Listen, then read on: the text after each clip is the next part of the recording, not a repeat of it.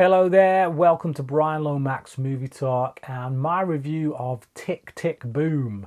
This is a film directed by Lin-Manuel Miranda and is written by Stephen Levinson, based on the works of Jonathan Larson. So Jonathan Larson is the guy who basically wrote the stage play Rent, which obviously, if you're a fan of stage musicals, which I'll openly admit, I'm not the stage musicals guy, to be perfectly honest. But if you are, then Rent is a pretty big deal by all accounts. So yeah, I knew nothing of this guy, to be honest. Even when I put this film on, I didn't know this was going to be about the guy who wrote Rent. In fact, it was only when I got about 20 minutes in that I paused the film and thought, is this based on a true story? Because it feels like it's based on a true story. So I looked it up and figured out that, okay, this Jonathan Larson guy was real. This is what he did, blah, blah, blah, whatever. But I loved this movie. I absolutely loved this movie. So this stars Andrew Garfield, who, quite frankly, at the very least, deserves an Oscar nomination for his performance here. Now, I think he's just won, is it a Golden Globe or something? I know he's just won something for his performance here, and I can see why. Deserves it, big time. Great performance.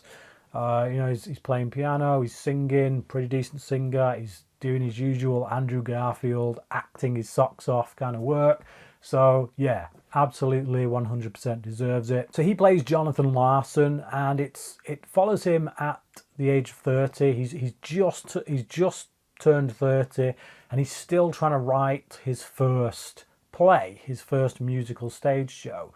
And it's really all about that, him trying to get that written in a time when HIV was a big thing. It just kind of emerged, and a lot of people were being affected by it, and a lot of his friends were, because obviously he's in the theatre industry. He's around a lot of actors, so it was quite prevalent around a lot of people that he knew. So including close friends. So he's torn between being a friend, being there for his girlfriend, and getting this stage show written, but he's feeling the pinch of getting older, which sounds ridiculous now, actually. As a 41-year-old myself, I think back to when I was 30, and yeah, you feel like when you're hitting 30. If you've not done your big magnum opus by that point, then that's it. It's all downhill from there. I always kind of make myself feel better by saying that Ridley Scott didn't make his first feature film till he hit 40 or his 40s. So there's still hope yet. But no, it's a very real fear that I think a lot of people have, is to be relevant, is to do the thing you were meant for. Before you get past the age of anyone caring. It's all about that, really, which is something I feel like a lot of us could probably relate to, the passage of time being the enemy of us all. So it uses the songs. So basically the songs that Jonathan Larson himself wrote way back when for that stage play and for various other things he'd done. What Lin-Manuel Miranda, who is a really accomplished songwriter, for musicals himself, has done some of my favourite work when it comes to musicals over the past few years. I was surprised actually to find out that he didn't do the music in this, and that he's used Jonathan Larson's music. So obviously this is someone that Manuel cares about, that he's been inspired by.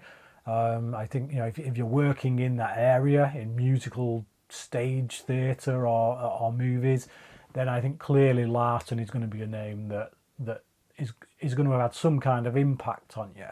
Just in the same way that in this film, and as in real life, Stephen Sondheim had been a huge impact on Larson. We get Bradley Whitford of West Wing fame, an actor I really love, who's in this movie. He plays Stephen Sondheim. He's not in it a great deal. It's a couple of scenes, But you know, for the little moments he's in, he makes an impact, as he always does. It's Bradley Whitford. I love the guy personally. It's that passing on of the torch from Sondheim to Larson, from Larson to Manuel, and I think you can feel that love there that Manuel has for Larson. I think it shines through the whole of this movie. I don't think he shies away from showing us Larson's faults. You know, the fact that there are times when he put more of himself into his work than he did the people around him that loved him. But ultimately, it is a film that shows a great deal of care, a great deal of admiration and respect for this man who died tragically at too young an age. Larson's songwriting for the music that we get in this film, it doesn't feel very traditional to me. It kind of feels almost workmanlike, and I don't mean that in a put-down kind of way. I mean it in almost like a Bob Dylan for theatre kind of way. Like it, I mean it as a compliment, really. I feel like he has a real talent for getting down with like to the mentality of people who are in the situation that obviously he was writing about, which obviously he should be able to do because he was there, he lived it. But it feels very relatable, his music, without feeling overly fancy and flashy. And yet when you listen to it, they are pretty complicated arrangements, certainly as far as the lyrics go. But I've got this soundtrack on rotation at the moment on my Spotify, on my phone. I love it. I absolutely love it. Every track on it is a bit of a banger. As with Manuel's work, you know, the stuff he's done for Encanto and Moana, it's one of those soundtracks where it's going to be on constant rotation in my house. Now obviously, and quite rightly, Andrew Garfield is going to garner most of the attention from this film, but I think Robin DeJesus, I think is how you pronounce it. It's spelled like Jesus, but I think it's pronounced Jesus. I think he is worthy of a mention, if not even a nomination for his performance, for supporting actor. So he plays the best friend, Michael. And there's one particular scene where he's got to try and tell Jonathan that he's HIV positive. So again, it's that kind of theme of the passage of time being the enemy of us all. He's got less time even than Jonathan has to do the things in life that he wants to do. So yeah, it's. I just think that particular scene where he's got to share that, I think he does a really great job with. I feel for this guy.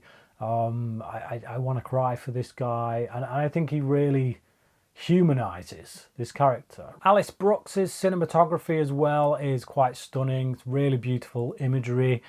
She also goes handheld quite a lot of the time. That kind of allows you to weaving it in and out of the actors, as obviously they're doing these big musical numbers, so it helps, I think, when you can just whiz around and focus in on what you need to do, what you need to focus on without having to cut a lot of times. So if you've got these big set pieces going on, she's able to weave her camera in and out to the relevant moments as and when, which sounds easier than it actually is, but you know, requires a lot of orchestration. So yeah, but it gives the film a more earthly feel, I think, rather than something that is more studio based. You know, if you look at Spielberg's recent kind of West Side Story, which I will admit I have not seen yet. I have seen trailers though, so I'm aware of the way that Spielberg shoots things. I'm aware of, you know, from the trailers of what to expect with West Side Story. But here, it's not that kind of film. It's much more gritty, down to earth, handheld, and yeah, it just but beautiful to look at, I think. Tick Tick Boom is a really great film that hit me in the feels in all the right places on multiple occasions. It's a movie that as soon as I'd finished it, I kind of wanted to go back and watch again, to be honest. A lot of that might have to do with the soundtrack, but I really bought into these characters. I loved all the performances across the board. And I just think it's a great film about, again, time creeping up on us. And it's a reminder to live every moment that you can as good as you can, and get the best out of every moment, because you never know when it's going to end. You know, is that we've always got the hands of time kind of ticking above us. You know, hence the title, Tick Tick Boom. But yeah, I loved it. Absolutely loved it. One of my favourites of 2021, definitely. And I would imagine it's going to be a favourite come awards season, and deservedly so. So 5 out of 5 from me. But what about you? Have you seen Tick Tick Boom? If not, please get on it. It's on Netflix now. Everyone's watching Don't Look Up. I don't know why. Don't Look Up has apparently become the most watched movie on Netflix within the first week period. Stop with that. You know, go and watch Tick Tick Boom, because it is a far superior film on every conceivable level. Check it out, and then let me know what you thought of it down in the comments section. But thank you for watching this video, and until next time, cracking.